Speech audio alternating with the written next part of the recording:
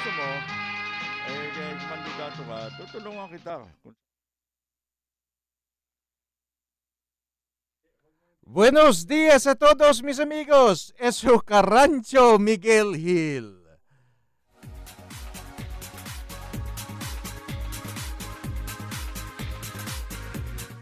Ngayon po ay araw ng Biyernes, October 16, 2015. Thank God, it's Friday!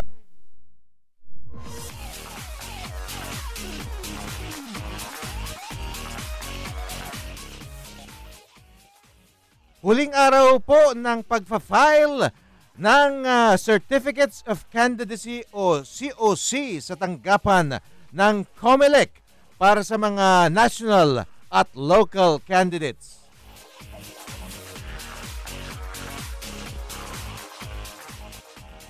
Kasama ko po dito sa studio ngayon ang ating alkalde ng Himpapawid, walang iba kundi si Mayor Fred Lim na meron lang kausap sa teleponong mga supporters niya po.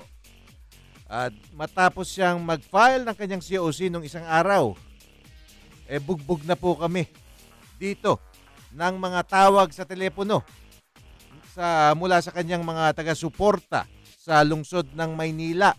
At ang kanilang hangarin daw ay makausap ang kanilang kinikilalang alkalde.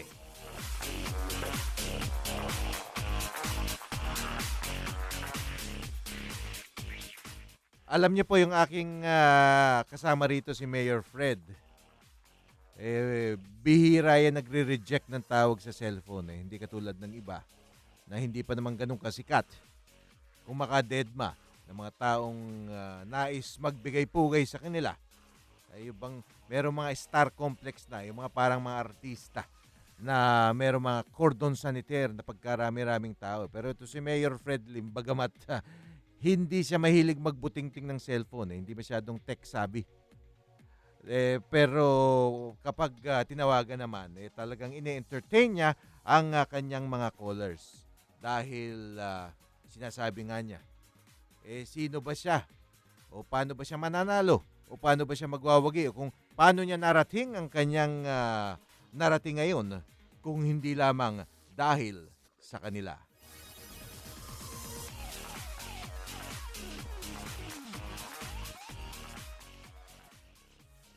Tumawag po o di kaya mag-text sa aming text line at aming hotline kung meron kayong mga sumbong, mga problema dyan sa inyong pamayanan, mga gustong idulog sa atensyon ng ating programang Katapat at Karancho. Ang ating text line is 0977-342-1644. Inuulit ko po, 0977-342-1644.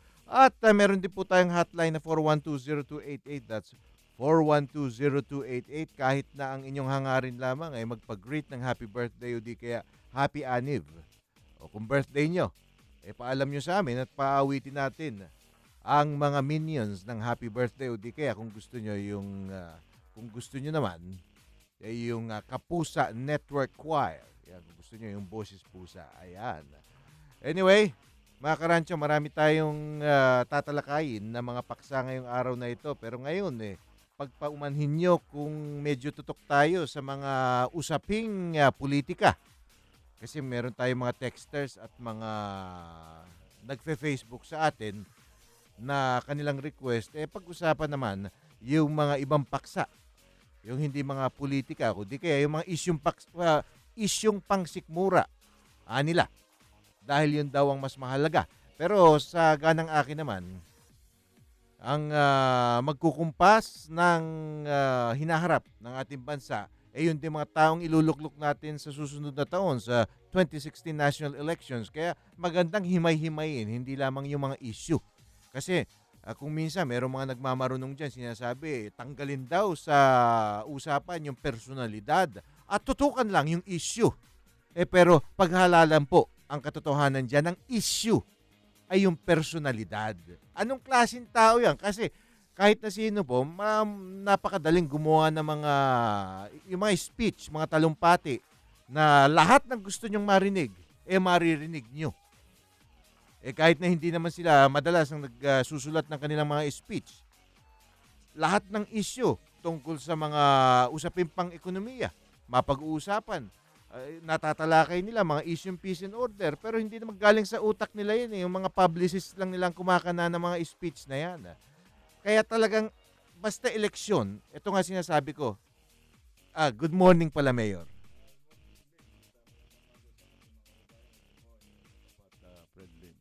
Mayor, kasi kapag eleksyon, may mga nagsasabi na ihiwalay daw yung mga isyong pangpolitika. Ay, yung mga isyong personalidad at tutukan lang yung mga issue. Issues not personalities daw.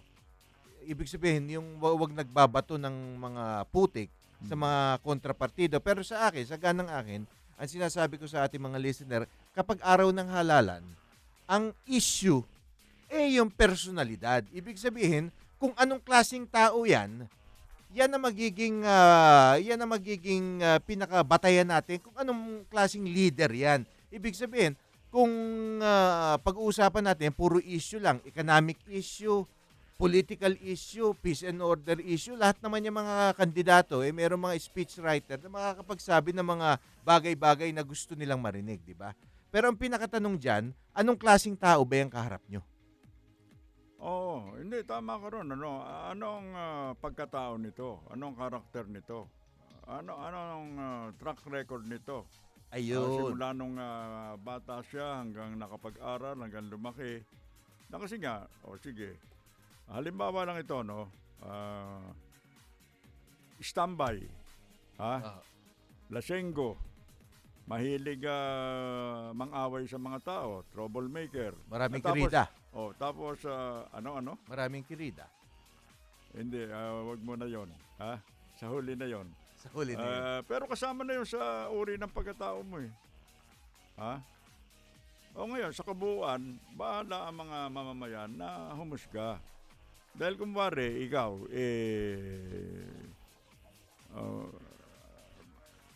pagpalagay lang sa driver. Ikaw matagal ka ng driver. Ha? Opo. Pero reckless driver ka. Marami kang nadidisgrasya. Nabubundol, marami kang nasasagasaan. Marami kang nasasaktan. Ayun mo sabihin, kung nangangailangan ka ng driver, kukunin mo 'yon. Ayun. Siyempre kukunin mo yung magaling na driver na hindi lumalabag sa mga traffic laws, di ba? Ibig sabihin, hindi katulad ng driver na nakasagasa kay Gardo. Oo nga. Kamusta ba si Gardo? Magaling na ba? Ayan, Mayor, umiiyak. Good morning, Gardo. Pasensya ka na. Reckless yung driver mo. Pero hindi pa yata nahuhuli, di ba? Hindi pa nahuhuli. Pero gagantihan daw ni Gardo kasi Gardog ng bayan, sanggandikit ng kabutihan, kaaway na mortal na mga kawatan, at ng mga reckless driver. Hindi, Gardo. Pag nahuli yun, makakagat ko sa'yo. Mayor, may panawagan si Gardo sa inyo. May panawagan siya sa inyo. Ano, Gardo? Pero tayo lang daw tatlo nag-uusap. Na pag nahuli yung nakasagasa sa kanya, ibigay daw sa iyo para yung kaparusahan katulad dun sa parusa ng mga drug pusher sa Maynila nung kayo yung hepe ng Western Police District. Hindi, bahala na tayo doon. Pero ang una muna, kinakailangan makagat muna ni Gardo. Ayun. Kasi nasaktan siya buti hindi napilayan mabuti medyo mahina yung pagkakabundol. Malakas nga pero siyempre matibay yung aso natin alam mo kung minsan sa atin nung maliliit tayo tinuturuan tayo wag makikipag-away, di ba? Wag pag-uumpisahan ng basag ulo. Pero kung tayo naman ang inaaway, siyempre karapatan naman natin pagtanggol ang ating sarili. Ayun, tama. Kamukha ni Gardo, yan. Ibig sabihin, magaling na aso, hindi naman siya basta nangangagat. Pero kung makakita ng mga magnanakaw yan, patay sila. Kakagatin niya yun. Hindi lang tatahol, hindi sasakmalin niya yun. Ayun. Anyway, sa puntong ito mga karancho, alamin muna natin ang tumpak na oras. Ang oras po natin ngayon alas 10:20 ng umaga. Okay. Ito, meron po tayong mga katanungan dito. Meron na tayong mga text mula sa ating mga listeners. Mayor, kahapon bugbog kami ng text. Gusto daw kayong makakausap, may mga katanungan sa inyo. Pero wala kayo kahapon. Kaya ngayon siguro pwede natin sagutin yung kanilang mga ibang katanungan. Oh, Gayon okay. pa man, ito, merong text. Ngayon pa lang lumalabas sa ating screen. Okay, tanong daw ng isang listener kay Mayor Lim, saan po nakalocate yung campaign headquarters sa District 2 ng Tondo, taga Abad Santos. Itong ano ba to, texter ba to o caller? Magaling yung katanungan na yan. Ano? Caller. Wala pa ho kaming district headquarters. Dahil ang umpisa ho ng kampanya sa mga local officials, third week of March. Yung ngayon linggong ito, last day ngayon ng pagpapile ng Certificate of Candidacy, di ba? Nagpapile lang ho. Pero hindi ibig sabihin, umpisa na ng kampanya. Pag nagtayo ka ng headquarters, umpisa na ng kampanya yun eh. Si Marvin Capili, yung ating solid supporter dito, araw-araw, nag-aaksaya ng oras, nakatutok dito sa ating programa, ay nagvo-volunteer daw. Kaya lang kami lang nakapag-usap. Gusto raw maki-volunteer sa inyong kampanya. Tutulong daw sila. Pati yung buong barangay ata niya, gustong tumulong sa inyo para kayo makabalik daw sa pagiging mayor ng Maynila. Sabi ko sa kanya, re-refer ko na lang sa inyo. Salamat naman na Marvin sa pagtitiwala mo. Pero kinakailangan na magparehistro muna kayo kung hindi pa first time voter kayo, no? Kung sakali naman, si Marvin, di ba sa Gagalangin? Sa Manugit. Antipolo? Manugit. Manugit. Manugit. Yun. Sa Tondo yun eh. Palagay ko, nakarehistro na yan, ano? Pero, ang isang sinabi ko na sa'yo, nung pang 2 months ago, yung si Donald. Si Donald, yes. Sa kanyang pananalita, may kwanitong taon ito eh. Merong pinagkukunan yung sa kagandahang asal at saka sa matinong pag-iisip. Kaya inaalo ko nga kung gusto niyang kumandidato eh. Kung gusto mo, Donald, last day ngayon, pwede ka mag-file ngayon sa Comelec. Ayun. At ang kampanya naman, next year pa eh. So matagal pa. sa Pero walang Marso extension yun eh. Kaya pero hindi ka pwedeng kumandidato sa Marso kung hindi ka magpapile ng Certificate of Candidacy. Ayun. Yun ang prerequisite eh. Etong si Donald, talagang talagang Parang nakikita profesor. nyo naman Parang profesor kung magsalita eh. sa kanya mga liham. Huwag na natin tawagin text. Mas class ang dating pag sinabing liham sa atin. Talagang bukod sa marunong na tao, yung meron siyang pakialam dun sa kanyang komunidad. Kasi yung iba, lalo na yung busy sa buhay, busy sa opisina, gising sa umaga, alis sa kanyang barangay o sa kanyang neighborhood. Ika nga, pagdating gabi na, tulog na kaagad. Pero may mga tao rin na merong pakialam sa nangyayari dun sa kanilang lugar. At yan ang mga taong kinakailangan siguro. Dapat makialam tayo. Kasi nga, kung ipagwawalang bahala natin yung mga nangyayari, yung pagmamalabis, yung mga nanunungkulan. Hindi lang yung nanunungkulan. Yung mga kapitbahay natin na meron dyan siguro na yung anak hindi pinag-aral, lagi lang naka-standby. Iniisip lang nun yung kung paano mamimerhisyo eh. Dapat, wag tayo magbulag-bulagan dyan. I-report natin sa authorities para ma-aksyonan. O kaya, lumiham tayo at i-denunsya natin yung mga ganyang mga pangyayari. Mayor, tayo dito sa ating programang Katapat at Karancho na dumarami raw ang mga nakikinig at nanonood sa pamamagitan ng live streaming. Pareho tayong komentarista dito, so in that sense, patas lang tayo. Pero kung okay lang sa inyo, i-interviewin ko kayo, batay na rin sa katanungan ng mga nagte-text sa atin, di kaya yung yung kumukontak sa atin sa pamamagitan ng social networking, social media. Ang katanungan, ito isusuma total ko na. Okay lang sa akin kung anong gusto mong itanong. Yes, para sa kapakanan ng ating mga callers and texters kahapon. yung ano raw ba? Ito isusuma ko na. Hindi na natin isa-isahin.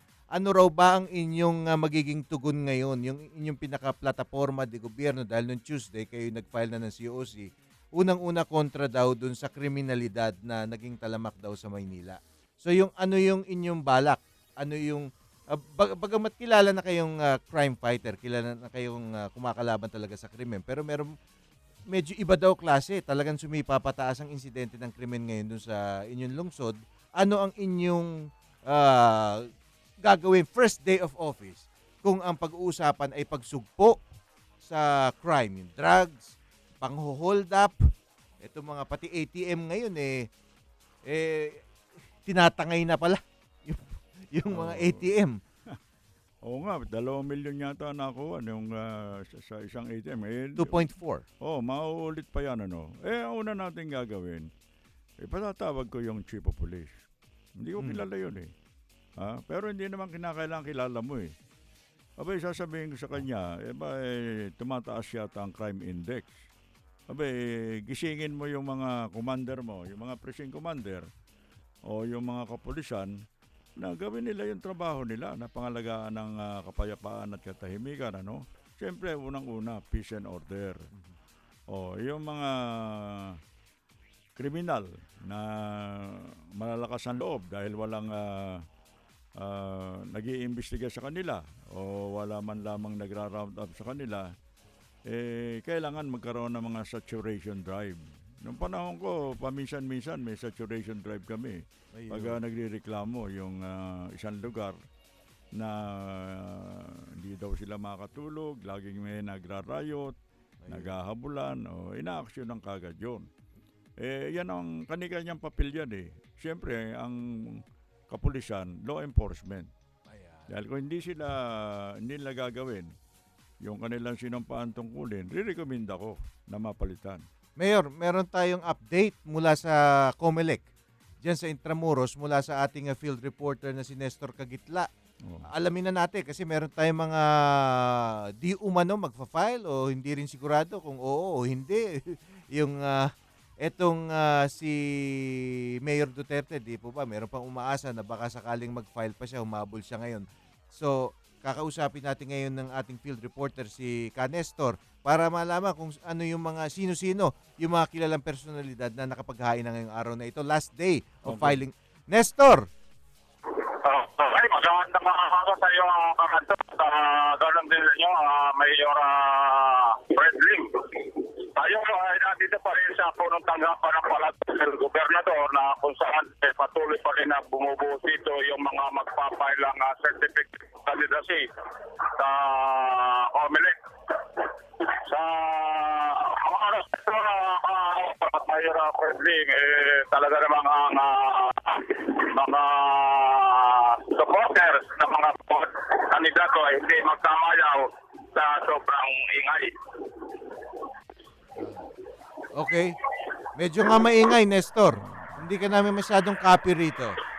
Medyo lalayo nga muna tayo dito sa harap mismo ng gusali ng Palacio del Gobernador para maging malinaw yung ating sinasagawang pag-uulat. Okay. Maya-maya, Nestor, dapat balikan mo kami para kasi alam mo marami kaming katanungan, lalo na merong mga pinakaantay, mga inantabayan na posibleng mag-file pa last minute ng kanilang COC diyan sa COMELEC. At alam mo yes. Yung mga balita rito na si Mayor Rodrigo Duterte daw ay nakapag-file na ng certificate of candidacy sa Davao bilang alkalde. Ayun. Yan ang balita dyan. Yun doon sa mga nakakausap natin dito na nagpakalbo, mga nakakagawa nilang balita, di umano, nag-file na COC si Mayor Duterte sa Davao bilang alkalde nga. So wala nang pag-asa na makahabol pa siya o humabol pa siya sa pampanguluhan na eleksyon next year, no? If ever next time na ulit. Okay. So muli tayo magbabalik, tatabayan natin yung iba pang mga magpapailang candidacy dito sa tanggapan ng Gobernador ng COMELEC. Maraming Wala salamat. kayo dito sa COMELEC. Ako si Nestor Cagica nagulat para sa DCRJ. Mayor, alam ko na kayo Partido Liberal, no? Gayunpaman, etong si Mayor Duterte kahit papaano kilala mo ata yan hinahangaan ko yan si Mayor Duterte, no. Ah. Sayang na nagdesisyon siya na hindi natatakbong presidente. Kung hindi sa re-electionist siya mayor. Lagi ko nga sinasabi, si Mayor Duterte, sa kanyang personalidad, sa kanyang kakayahan, kung meron tayong 10 Mayor Duterte, tatahimik ang bansa Lalo na kung magiging presidente siya. Ayun. Kaibigan ko rin yan sila, Mar Rojas, Grace Po, Vice President Binay. Yan namang mga taong yan, ang kanilang mga qualification, halos pare-pareho. Puro mga magagaling na tao yan. Yes. Pero yung yung pagsugpo sa kriminalidad, yung decisiveness, doon ko nakikita kay Mayor Duterte. Alam mo, ang mga kriminal, nangingilatis din yan Yung kriminal, may nadistinong chief of police o kaya precinct commander. Inaalam mo na niya ano ba itong chief nito? Ito ba pag may ginawa tayong kalokohan, aaksyonan tayo nito? O pababayaan lang tayo? O pag sa kanilang pag-iisip, pwede silang makalusot dahil hindi sila habulin, hindi sila iimbestigahan, gagawa ng kalokohan yan. Pero kung natityak nila na pag may ginawa silang labag sa batas, pahuhuli sila. Pakukulong, padidimanda, hanggang masintensyahan, nagiging restraining order sa sarili nila. Ayun. Kaya kinikilatis din ng mga tao Kamukha niya, kung wari, ang presidente magnanakaw. Pagpalagay lang hindi ka mukha ni President Noynoy, alam mo naman. Ito, sasabihin ko na, talagang honest man yan. Kung yung issue ng pagnanakaw, palagay ko wala naman maipupukol. In fairness, kay Noynoy. Hindi. Tsaka, ang breeding yan talagang mahusay yung pamilya niyan. Kasi namana doon sa ama, kay Senator Ninoy, tsaka doon sa ina, kay President Cory, na hindi sila na-involve sa kalokohan. Bagkos, ini-expose nila yung mga maling gawain ng mga public official. Pero kung kay gobernador, kay congressman, kay alkalde, kay konsehal, may record ng pagsasamantala sa kwarta ng bayan, bakit bibigyan mo pa ng pagkakataon na mahalal pa? Hindi ba yun ang lagi ko sinasabi? Kailangan may demarcation line Meron 38 parallel. The good, the bad, and the ugly. The good, the bad, and the ugly, yung grupo ng mga walang yung mga magnanakaw, doon sa kabilang linya. Dito naman sa kabila, dito yung mga mababait at mga good and law-abiding citizen. Mayor, para yung boboto lang sa kanila, doon sa gawin ng mga hustler, puro tiga Muntinlupa lang. dapat magtayo ng presinto sa Muntinlupa. Doon lang sila pumoto. Sino ba yung karapat-dapat sa Maynila? Sa Muntinlupa pala. Hindi ko tinutukoy yung Muntinlupa na yung lugar. Mayor Fresnedi doon magaling din yun Yung nababasa ko sa diaryo. Hindi ko personal na kilala Pero malinis ang record nun. Yun na nga. Pero Mayor, kayo pa magiging hands-on ulit dun sa anti-crime, yung sa pagsugpo dun sa krimen. Ito, in-interview ko na yung aking kapartner dito sa programa. Pero para na rin malaman siguro ng ating mga taga-subaybay, yung inyong balak gawin sakaling kayo muli mailuklok sa pwesto. Alam mo naman, lagi tayong hands-on eh. Hindi naman tayo naglilingkod na inaasa lang natin sa department head. Unang-una, nung panahon ko 7:30 na umaga, nasa City Hall na ako eh. Yung iba, yung mga ngayon, No 7:30 ng gabi. No comment ako dyan, ha? Pero Mayor, Kaya ako nagpapatiuna. Dahil sinasabi natin, kinakailangan yung attendance nyo, ha? Nandito kayo bago mag-umpisa alas 8. Pag ikaw, alam nila na hindi ka naman dumarating doon na alas 8, abay sasabihin nila, alas 10 dadating. Kung ikaw mismo hindi ka nakakarating, hindi kami ganon din. Pag kayo sinasabi nyo hands-on kayo sa pagsugpo ng krimen, Ay, sino naman yung hands up? Ha? Sino yung hands up? Siguro yung kasabot ng mga kriminal. Yung mga kriminal, hands up. Hindi, alam mo, pag talagang didibdibin mo ang yung tungkulin, siyempre nakukonsensya ka eh. Ha? Kasi Okay. ito, sa atin lang hindi sa... O tayong dalawa lang, sikreto. Ako, pagising ko sa umaga, ang tinatanong ko sa sarili ko, ano bang pwede kong gawin na kabutihan ngayong maghapon? Ayun. Ano bang tulong ang magagawa ko? Ha? Ibig sabihin, wala ko iniisip na mamerhisyo o lumabag sa anuman sinumpaan tungkulin. Pagdating naman ng gabi, bago ako matulog, nire-review ko yung magmula ng umaga. Sino ba natulungan ko ngayong maghapon na ito? Ano ba nagawa kong kabutihan? Siyempre pag hindi gano'n ang gagawin mo, na todo pasa lang sa'yo, kahit ano mangyari, nagsasaksakan na dyan, nandyan na yung mga sabungan, mga tupada, sugalan, mga wedding, para ano pa naging official ka ng pamahalaan? Yung iba naman, Mayor, pagising sa umaga, bagamat hapon na siguro, ang unang iniisip nila, ano bang alak ang iinumin ko ngayong araw na ito? Ano ba? Blue Label? Perus pag red wine? At sa gabi naman, bago matulog, iisipin muna nila, sinong misis ba ang uuwian ko ngayon? Kung gano'n, magtayo ng sariling baryo, nightclub. Kasi yun ang inuman eh. Di ba nandun ang mga gawain na ika nga, yung sa ikaliligaya nila. Pero pag ikaw, government official, ito mo, nagalit tuloy si Nagalit. Gardo.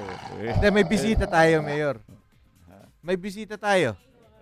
May bisita tayo rito, mga nagtungo sa ating mga studio. Kaya pala biglang lumiwanag ang kwarto natin eh. Ito yung mag-asawang Joey tsaka si Mrs. Cuerdo. Okay.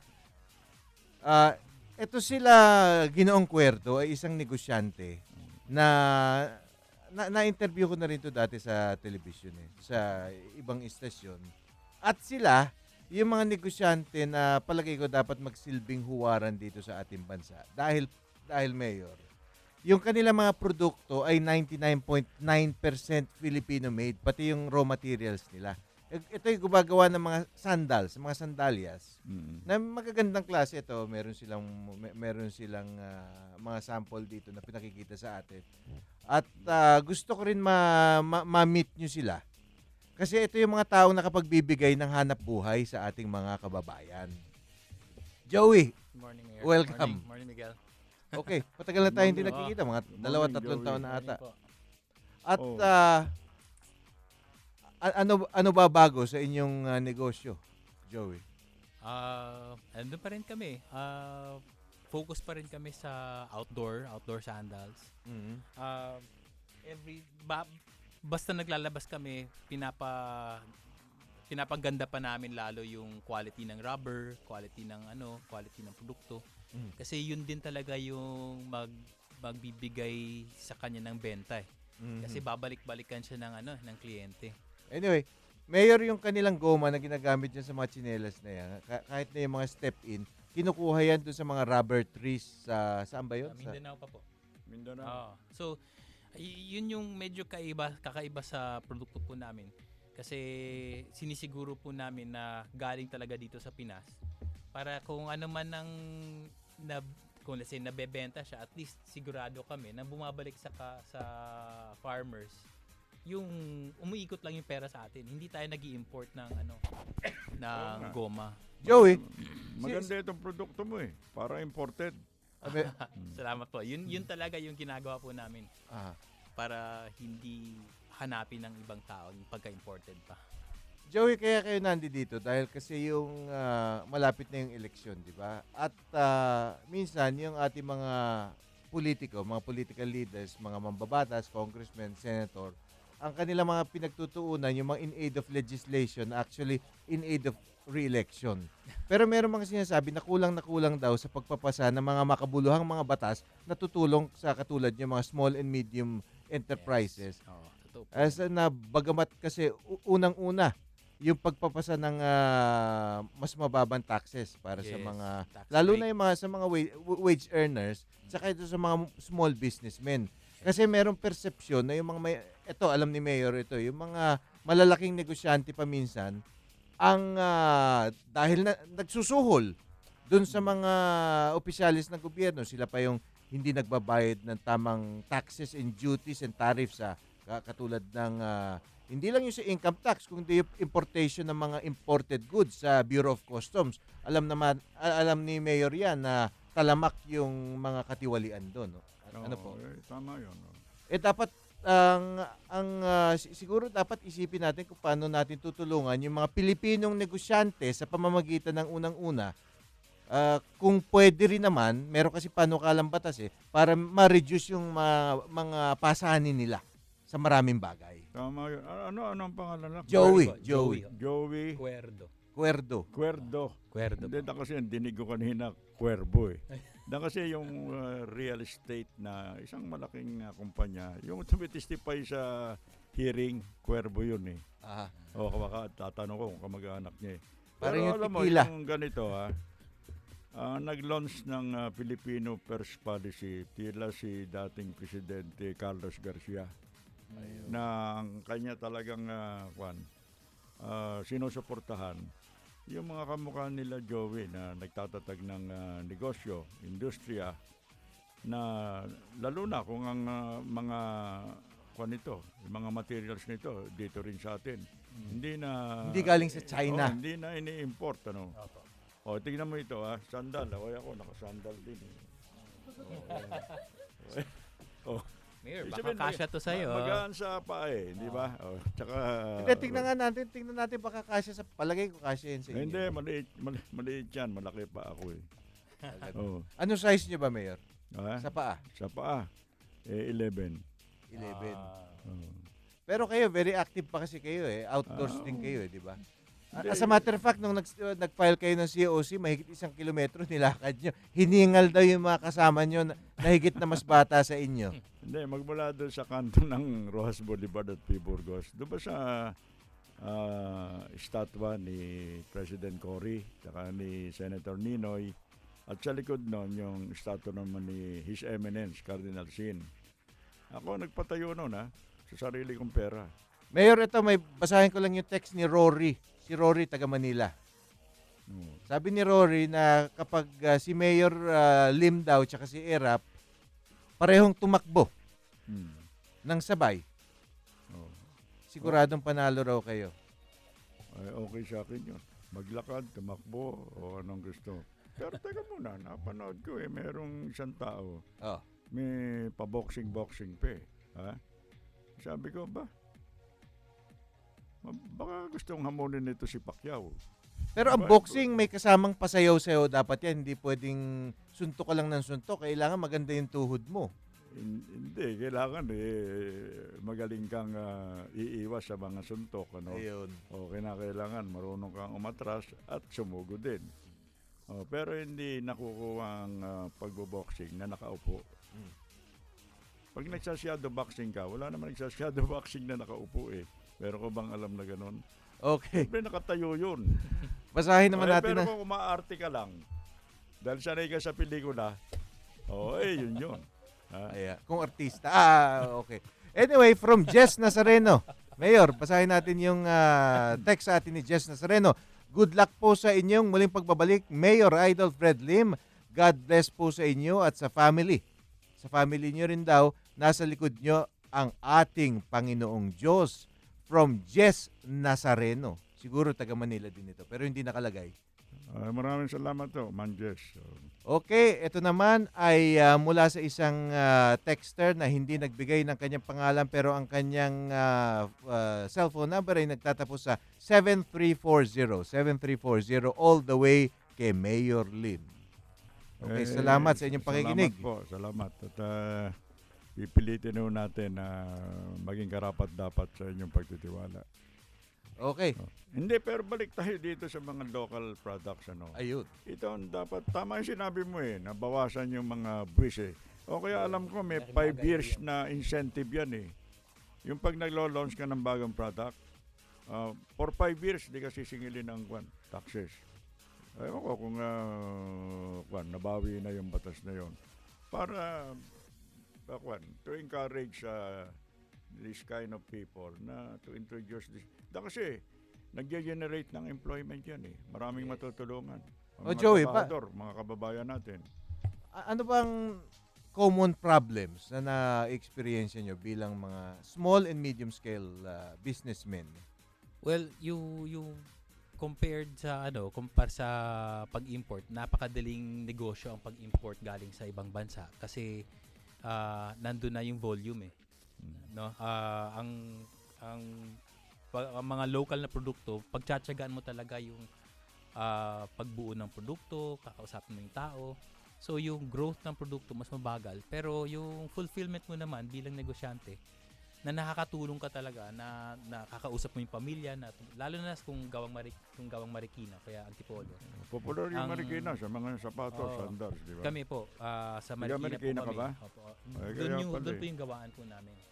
So sa Marikina po, yung paggawaan ng mga sapatos tsaka tsinelas doon, medyo family-based siya minsan kausap mo talaga yung tatay ng pamilya, yung nanay siya yung nagtatahi.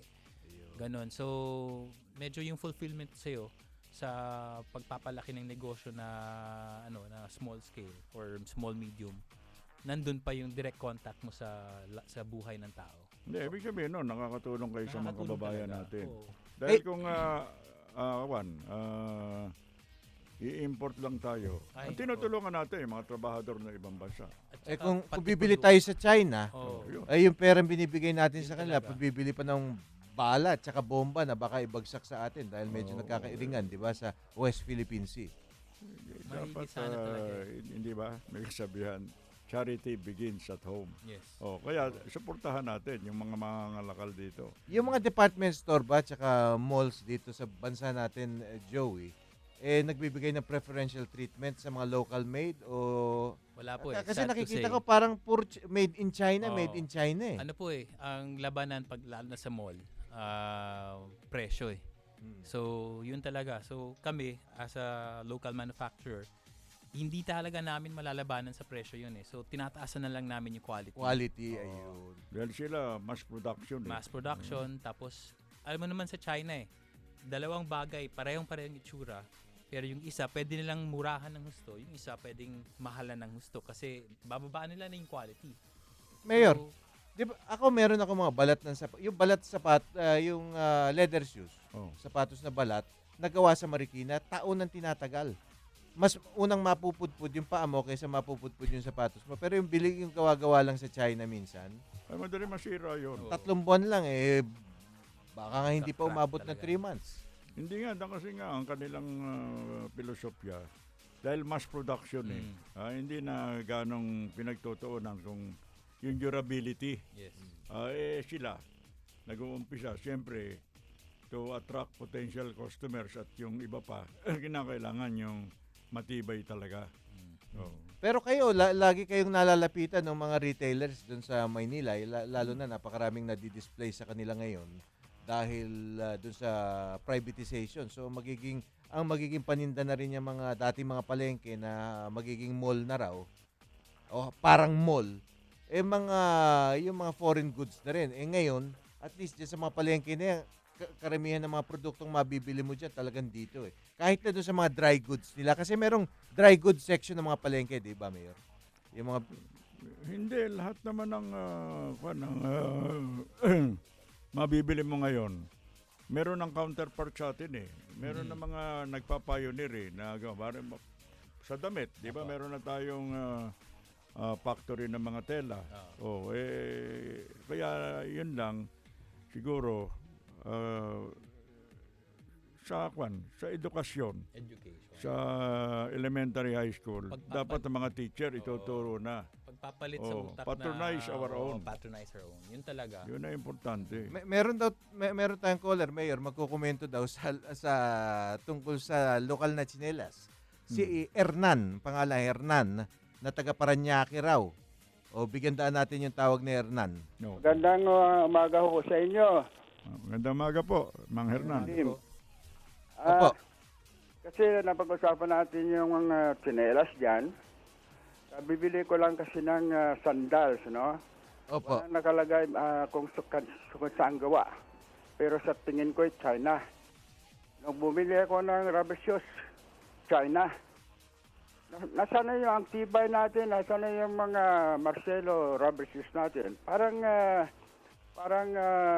nawawala na yung ating mga produkto, sarili. At saka ang sama ng epekto sa ating ekonomiya niyan, lalo na sa employment. Ano kaya, Mayor, ang magagawa natin ito bilang next Mayor of Manila? Tutulungan ho natin at susuportahan ang mga local products para maengganyo naman ang ating mga kababayan na mag-isip ng mga produktong na magbibigay naman ng kasiyahan sa mga customer, ano. Lalo na kung mababa ang presyo, pero hindi porke mababa ang presyo ibig sabihin Cheap. magiging marupok, di ba? Kailangan meron ding durability. Lang yung quality ng product pagbubutihin din para kasi pag ibig sabihin matibay itong ginawa mong produkto at nasisiyahan naman sila sa pagkakagawa, sila mismo siya ang magiging ahente mo eh. Sasabihin sa mga kamag-anak nila, kaibigan, ito binili ko, murang-mura ito.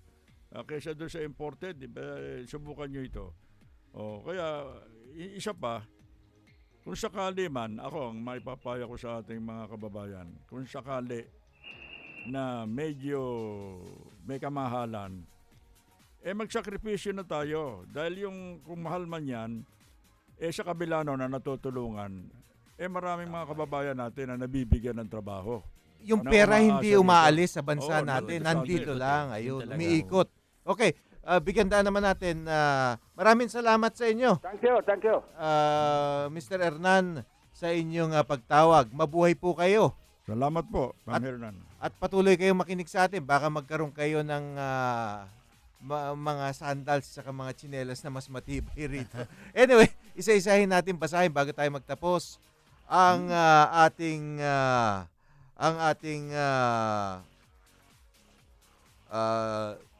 text. Kanino ba to? Babasahin ko.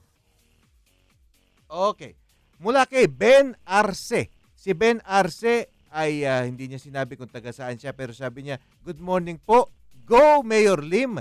Tulad mo ang kailangan ng Maynila." Siguro taga Manila rin ito si Ben Arce. Salamat po, Ma'am Ben. Bren Bren Arce. Okay. Bren. Bren. B-R-E-N. Bren. Parang Efren. Di ba? Bren Arce. Good morning. Okay. Eto, suki natin si Roy Valbuena ng Antipolo. Sabi naman ni Roy, maging mabusisi tayo sa mga taong sasabak sa eleksyon upang hindi na maulit ang pagboto sa mga walang kakayahan.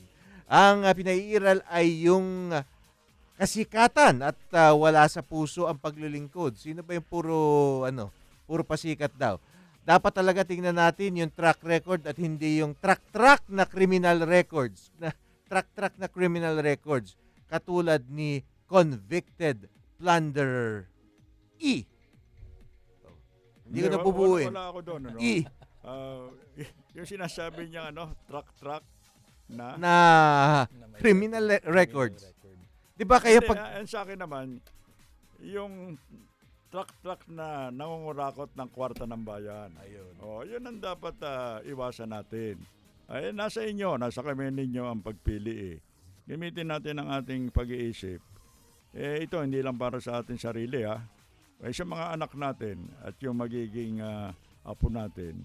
para sa kinabukasan ng ating bansa. Mayor, ito yung Kailangan tangkilikin natin ang local produkto product. sariling atin. Ito naman, pagkakaalam ko gusto niyo makausap ito eh. Ito si Donald Aquino ng Santa Maria, Tondo, Manila. O Donald, kumonta ka raw dito sa ating opisina. Hinahanap ka kanina ni Mayor Lim. Meron daw, pwede daw kayo mag-usap. Hindi, teka muna, Donald. Baka magaw Kulangin tayo ang sa oras. panahon. Donald, last day ngayon ng pagpapile ng Certificate of Candidacy. Pwede ba, kung gusto mo, kukunin ka namin isang kandidato bilang konsehal sa First District. Kaya, pumunta ka na sa Comelec, dito na sa Arroceros ito, mag-fill up ka ng form. Sandali lang naman in 10 minutes, tapos na yun eh. Isasama kita sa ticket ko. At huwag ka mag-alala sa gastos, suportahan kita. Okay. Ang sabi naman ni Donald, magandang umaga po, Mayor Fred Lim at sa iyo ka, Miguel. Napahamak talaga itong bayan natin dun sa mga taong puro pagkukubli lamang ang kakayahan at pagiging traidor. Kaya nasa ating mga mamamayan talaga ang magiging kapalaran muli nitong bansa nating naghahangad ng tunay na pagbabago. Ito'y magaganap kung matututo na tayong taong bayan sa tama at pagiging bukas ang naisipan. Salamat po mula kay Donald Aquino at salamat din sa iyo, Donald. Kita mo si Donald, parang profesor kung magsalita. Ito naman, Kaya gusto kong maging kandidato yan. Para mawala yung mga kandidatong mga bulok. ayun. Mula naman kay Jess Nazareno, sabi naman ni Jess Nazareno, Karancho, katapat. Kung ako lang po ang tatanungin, sana si Mayor Idol Fred Lim po ang the best na katandem ni Duterte. Kaso kailangan bumalik ni Idol sa Maynila para mawala yung buisit. Buisit! Buisit! Pero alam mo Sa City Hall. sayang yung si Duterte. Alam mo, dapat magbagong isip yun eh. May panahon pa naman eh, yung may tinatawag ang Comelec yata by substitution, up to December 10. Ewan ko kung pwede pa niyang palitan yung kanyang Certificate of Candidacy from mayorship ng Davao to the presidency. Para mga tao magkaroon ng malayang pagpili. Lahat yan magagaling eh. May kani-kanyang katangian yan eh. Ang akin lang masasabi, piliin nila yung pinakamagaling. Tingnan mo, Mayor, pag sinabi Mayor Fred Lim,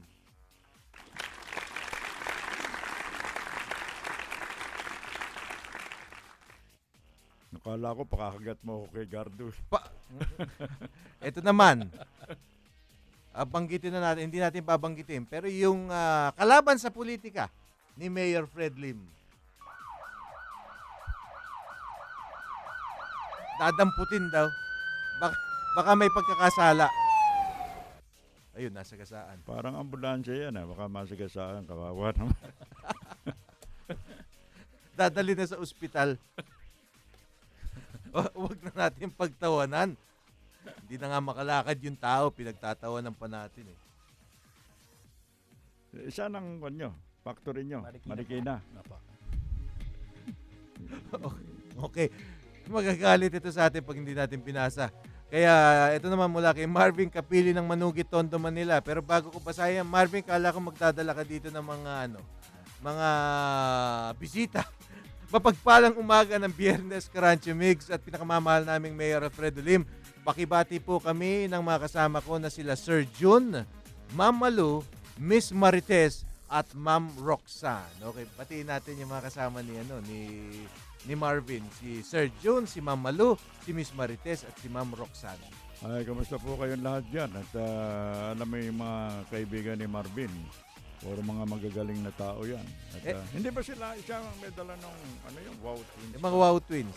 O hindi nyo nakakalimutan. Ito, nakikinig po kami sa sasakyan. Bumabiyahe na po kami papuntang Malolos office sa General Assembly meeting po namin at pakibati rin yung driver namin na si Kuya Alfred. Todong-todong support na rin ng mga kaibigan ko sa Santa Mesa, Maynila. Gaya po ng friend ko na si Ate Maria Bernardo. Happy weekend po at mahal na mahal po namin kayo. God bless. O, tignan mo, mahal na mahal tayo ni Marvin. Happy weekend din sa inyo. Teka muna, nasa Malolos ba sila? Papunta raw sila, meron silang office doon. May general meron. assembly siguro. Oh, Minsan may mga team building na ngayon. Uso na yan eh. Baka pupunta yan sa Kwan. Pwede na rin pumunta dyan patungong Baguio eh.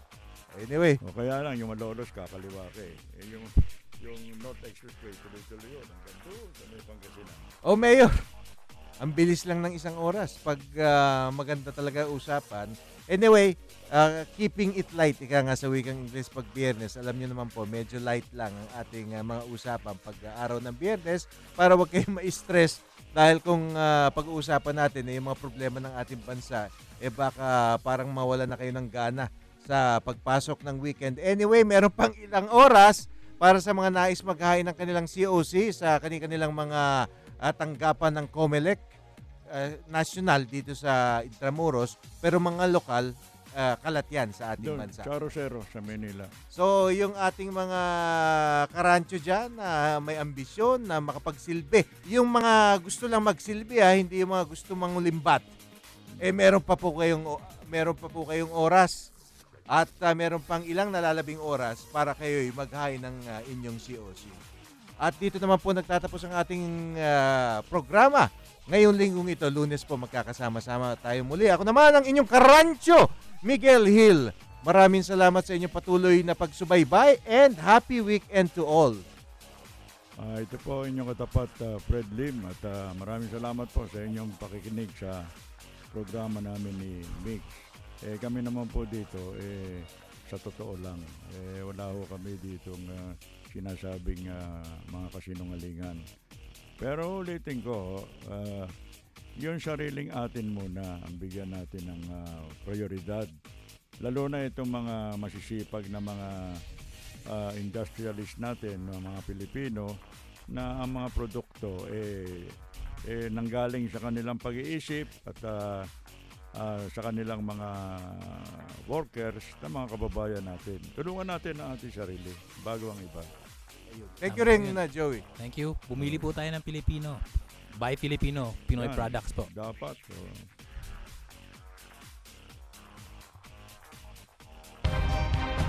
Balita at impormasyon sa mga napapanahong kaganapan, makatotohanang komentaryo at tunay na public service.